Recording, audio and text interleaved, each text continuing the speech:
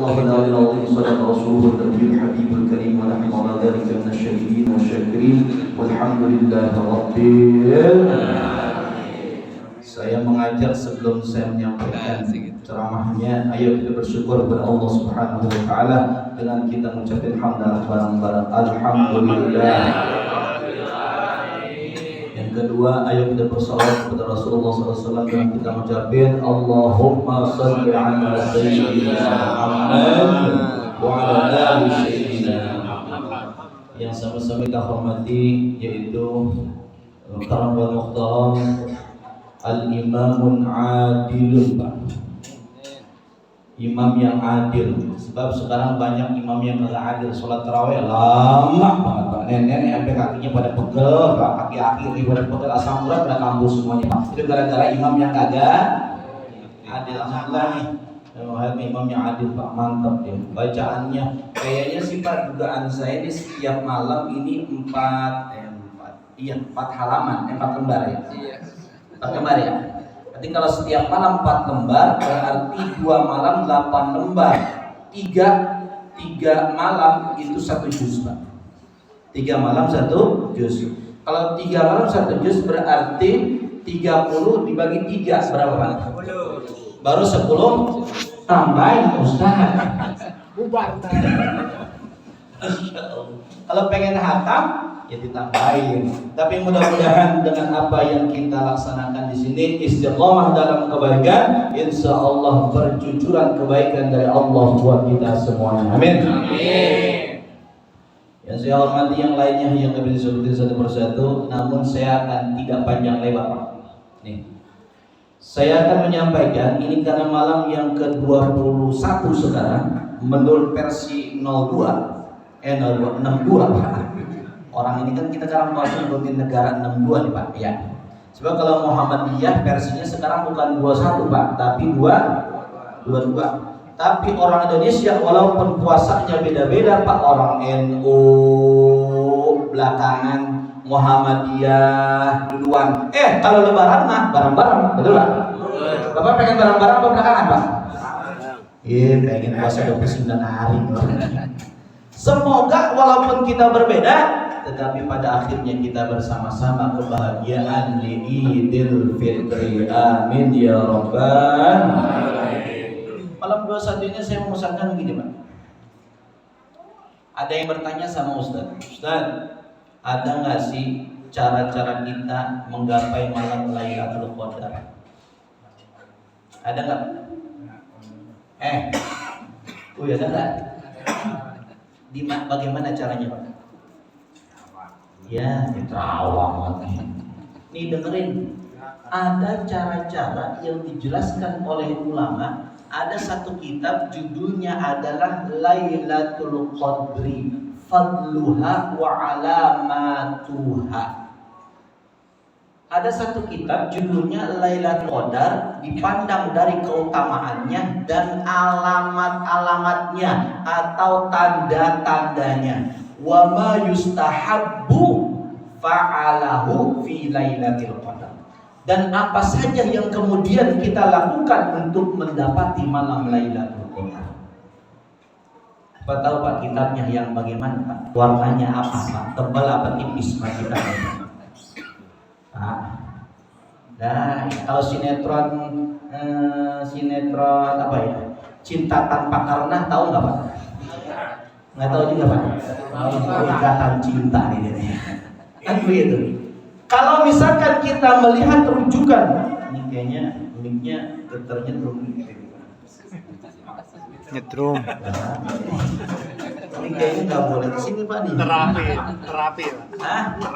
Bukan kaget. Terapi. Sembarangan. Dikira kita penyakitan. Terapi listrik. Ada yang kos seperti ya? Udah, Pak, jangan pikirin, ceramah aja udah. Itu urusan teknis yang mikirin, betul ya? Ceramah kita ceramah aja, betul ya? Urusan kesetrum, urusan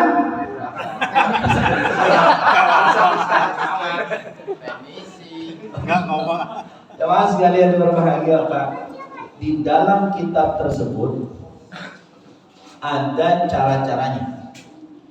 Mungkin saya tidak menyampaikan semuanya karena waktunya begitu singkat. Ikan sepat, ikan gabus, si gigi kena sambil lebih cepat lebih bagus, kaki udah pada. Makanya jangan lama-lama, sebentar aja. Ya Pak ya. Bapak kemarin kayaknya bajunya beda sama sekarang Pak. Saya tahu Pak, benar ya? Ya lah, nggak sempat ganti bau.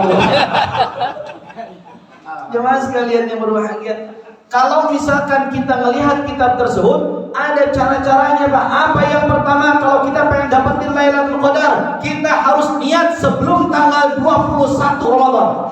Apa niatnya? Niatnya kita agar Allah izinkan kita mendapatkan malam Lailatul Qadar. Maka kalau misalkan kita berniat malam Lailatul Qadar, insya Allah amal-amal kita, perbuatan-perbuatan kita menjurus kepada perbuatan yang berhak mendapatkan Lailatul Qadar. Amin ya rabbal alamin. Sekarang saya mau tanya, Bapak pengen dapat Lailatul Qadar apa enggak Pak? Angkat tangan coy, gua udah ngangkat jimbai ya. Bener dah. Ayo, siapa yang pengen dapat Lailatul Qadar? Angkat tangan. Angkat tangan. Suruh kamera disonoin Pak, kamera disonoin dulu. Suruh kamera. Geser, sonoin. Ulangi lagi ya, ulangi lagi ya. Ya, siap nih. Ulang. Ceramah gini nanti. Siapa yang pengen dapat malam Lailatul Qadar? Angkat tangan.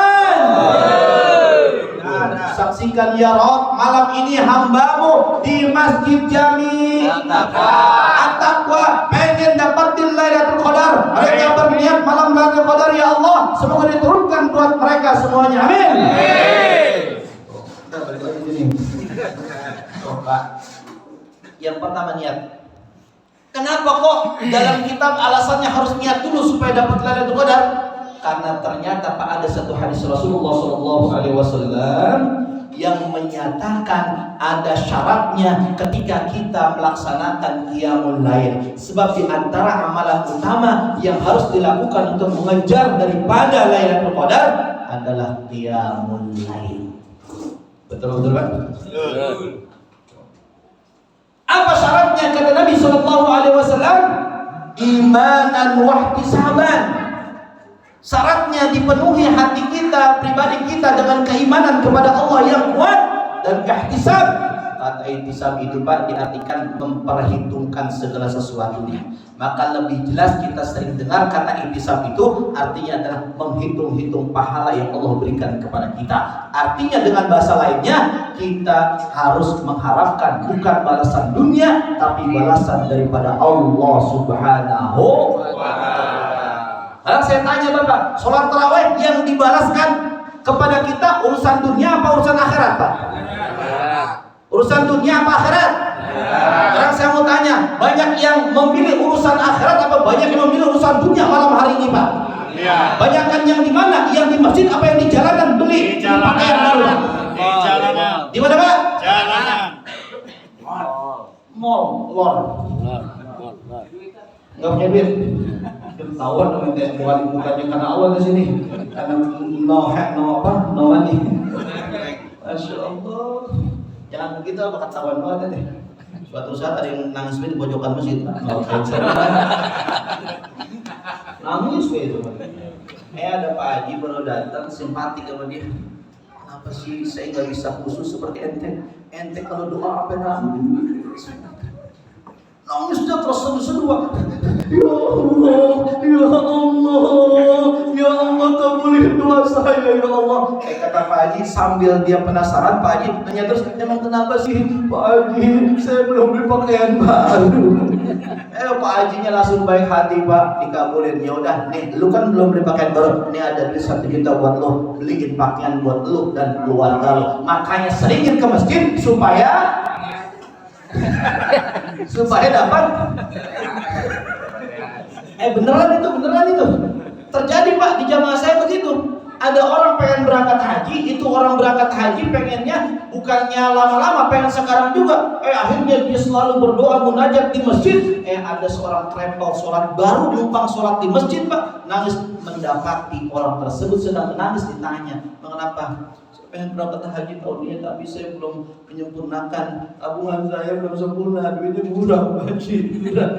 Ternyata udah kamu melalui travel saya aja KBH-nya. Insya Allah saya bantu berangkat haji tuh. Gara-gara di pojokan. Nangis. Saya nangis tak? Tadi saya suruh ke sini. Enggak usah, saya mau pojok aja begini. Kata saya mau istimewa sekali pojokan bagimu. Enak suka yang di pojok banget. Jemaah sekalian yang berbahagia tuh Pak, kepada. Jadi niat. Bapak udah niat atau belum Pak? Nawaitul an a'takifa. Jadi kalau misalkan kita niatnya Lailatul Qadar, niat itikaf Pak berarti. Ini malam tanggal 21, Bapak nggak boleh pulang lagi Pak sampai nanti menjelang Lebaran, sampai nanti malam takbiran. Itu baru itikaf yang sebenarnya. Bapak nggak boleh keluar kekritikan bisa masjid Pak, sebab Bapak itikaf yang batal. Sekarang mau tanya, sanggup apa kagak Bapak begini lagi? Gimana ini? Orang rumah katanya orang tua dikiri. Bapak lu kemana nih? Jangan-jangan punya rumah kedua. Ini udah jam segini Pak. Terus. Lanjut Pak. Bukan kultum. Saya tahu diri Pak. Kultum itu kan kuliah 7 menit ya. Tapi ada yang kelas Pak. Kemarin saya ngisi di Kota Bekasi. Ketika saya kuliah ceramah, 70 menit. kultum kuliah 17 menit katanya. 70. Nanti parah lagi. Masya Allah, kultum kuliah 70 menit. 1 jam setengah. Jemaah sekalian yang berbahagia Pak. Tuh, itu cara yang pertama mendapatkan malam Lailatul Qadar. Masih banyak Pak caranya. Tapi Pak, saya sebenarnya kagak mau nyampaikan hal ini sebab hal ini harus ada pembahasan panjang. Kurang lebih ada 8 cara Allah mengisyaratkan kepada kita melalui ulama supaya kita melakukan hal itu. Tuh, ada berapa? 8. Ini berapa Pak? 5. Ya ini. Yang 3 jempetin. Megang ini Kak. Takut kesetrum. Wah. Ini puas banget tawanya nih. Waduh kali ini. Biar kondisinya Luar biasa. Ntar siang-siang kita ngopi bareng kawan. Oke, kesetrum. Enggak, ente udah mencinakan minumnya. Saya kan baru megang. Jemaah sekalian yang berbahagia Pak. Tapi saya mau jelasin dulu. Saya mau jelasin ini. Tujuan puasa itu minimal ada 2. Ada berapa? 2. Itu tadi sebagai bahwa saya mengetahui ini malam-malam ganjil itu kita harus kejar Lailatul Qadar. Ya. Kalau untuk membahas itu kayaknya harus beberapa part Pak, masih panjang. Oh jangan Pak, ribet Pak, pusing saya. Bapak juga kelamaan Pak. Ada 8 kalau nggak salah itu. Nah sekarang saya 2 aja yang saya sampaikan. Apa yang pertama? Tujuan berpuasa itu bisa menahan hawa nafsu. Orang yang berpuasa insya Allah tidak pengen beli pakaian yang baru terlalu banyak. Orang yang berpuasa insya Allah tidak pengen nikah lagi karena nafsunya. Betul Pak? Betul Pak? Orang yang berpuasa dia insya Allah menjadi orang yang sabar. Orang yang berpuasa tidak haus akan jabatan. Orang yang berpuasa tidak menghalalkan segala cara untuk mencapai tujuannya. Betul? Makanya kalau bisa pemilu diadakan di bulan puasa agar tidak terjadi kecurangan di mana-mana. Betul? Takbir.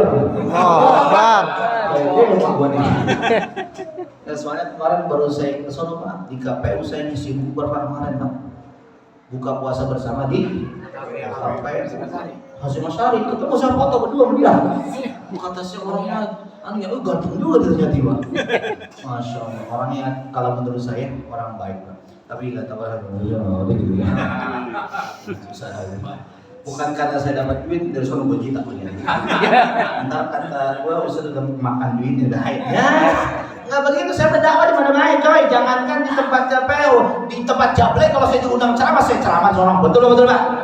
Jangankan di tempat Jablay, di diskotik yang pakaian terbuka kalau saya diundang ceramah, saya datang ke sono Pak. Kenapa?